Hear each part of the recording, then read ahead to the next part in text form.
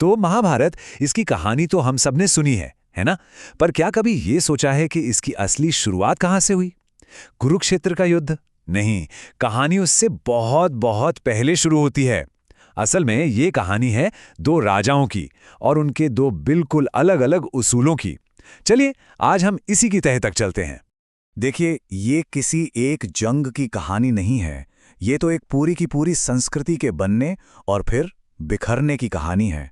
ये सिर्फ किताब में लिखी कोई बात नहीं, बल्कि इतिहास का वो आईना है जो हमें दिखाता है कि कैसे बड़े बड़े साम्राज्य बनते हैं और कैसे बस छोटी छोटी गलतियों से वो ढह जाते हैं। महाभारत असल में अच्छे और बुरे के बीच की वो कभी ना खत्म होने वाली लड़ाई है जो हर पीढ़ी को अपने अपने कुरुक्षेत्र में लड़नी पड़ती है। ये रिश्तों और फर्ज के बीच की एक ऐसी जंग है जो सिंहासन के लिए तो लड़ी ही जाती है, पर हमारे मन के अंदर भी चलती रहती है। तो चलिए कहानी की असली शुरुआत पर चलते हैं। और ये शुरुआत कुरुक्षेत्र के मैदान से नहीं, बल्कि हस्तिनापुर के सिंहासन से होती है। उस दिन जब राजा भरत ने एक ऐसा आदर्श बनाया, एक ऐसा उसूल जो आने वाली सदियों को रास्ता दिखाने वाला था। देखिए, राजा भरत ने सिर्फ जमीनें नहीं जीती, उन्होंने एक सोच को जन्म दिया था। उन्होंने कहा कि सिंहासन पर बैठने का हक जन्म से नहीं, बल्कि काबिलियत से तय होगा। उस जमाने में ये कहना अपने आप में एक क्रांति थी। उन्होंने साफ ऐलान किया कि राजा देश या उसकी प्रजा से बड़ा कभी नहीं हो सकता। अब भरत के सामने एक बहुत बड़ी मुश्किल खड़ी थी। उनके 9 बेटे थे, पर वो एक पिता के प्यार और एक राजा के कर्तव्य के बीच में फंस गए थे। वो किसे चुने, ये सवाल बहुत बड़ा था।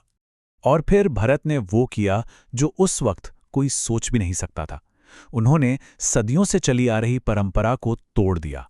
ऐलान किया कि सिंहासन विरासत में नहीं, बल्कि योग्यता से मिलेगा। ये एक ऐसा फैसला था जिसने राजधर्म की परिभाषा ही बदल कर रख दी।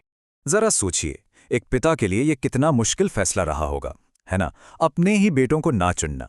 लेकिन राजा भरत ने अपने दिल पर पत्थर रख लिया। उन्होंने साफ साफ कह दिया कि बेटों से प्यार अपनी जगह है, लेकिन प्रजा के साथ न्याय उससे कहीं बढ़कर है। और यही वो आदर्श था जिसने परिवार से ऊपर कर्तव्य को जगा दी। लेकिन वक्त के साथ सब बदलता है।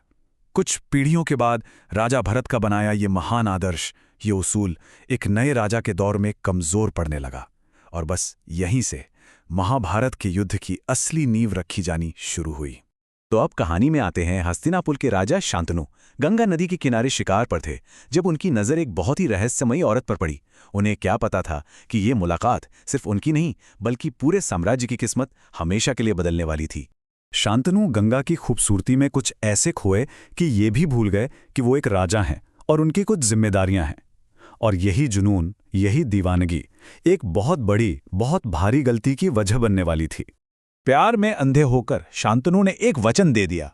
एक ऐसा वचन जिसमें उन्होंने अपनी निजी खुशी को, अपने प्यार को हर चीज से ऊपर रख दिया, यहां तक कि अपने राजधर्म से भी। उन्होंने वादा किया कि वो गंगा के किसी भी काम पर कभी कोई सवाल नहीं उठाएंगे। अब देखते हैं कि शांतनु के इस एक वचन की कीमत क्या थी। इसका जो अंजाम हुआ वो इतना भयानक था कि किसी ने सपने में भी नहीं सोचा होगा। एक प्रेम कहानी का ऐसा अंत कौन ने सोचा होगा भला? तो एक के बाद एक शांतनु और गंगा के 4 बेटे पैदा हुए, और हर एक बार रानी गंगा ने अपने ही बच्चे को नदी में डुबो दिया। सोचिए उस मंजर को। और राजा शांतनु, वो अपने वचन में ऐसे बंधे थे कि बस चुपचाप ये सब देखते रहे, कुछ कर ही नहीं पाए। ये एक दर्दनाक सिलसिला बन गया था। एक बेटा पैदा होता, रानी उसे नदी तक ले जाती, राजा चुपचाप खड़ा रहता और बेटा हमेशा के लिए खो जाता। बार बार यही होता रहा और वो अपने ही दिए हुए वचन की वजह से पूरी तरह बेबस थे। राजगुरु के इन शब्दों ने शांतनु की असली मुश्किल को सामने ला दिया। एक पिता के तौर पर उनकी नाकामी असल में एक राजा के तौर पर उनकी नाकामी थी। उनका निजी वचन उनके राजधर्म पर, उनके सार्वजनिक कर्तव्य पर भारी पड़ रहा था। शांतनु के अंदर जैसे 2 इंसान लड़ रहे थे। एक था राजा जो इस घोर अन्याय को देख रहा था और इसे रोकना चाहता था, और दूसरा था एक प्रेमी, एक आम इंसान जिसे उसका निजी वचन रोक रहा था। और आखिर में प्रेमी राजा पर हावी हो गया।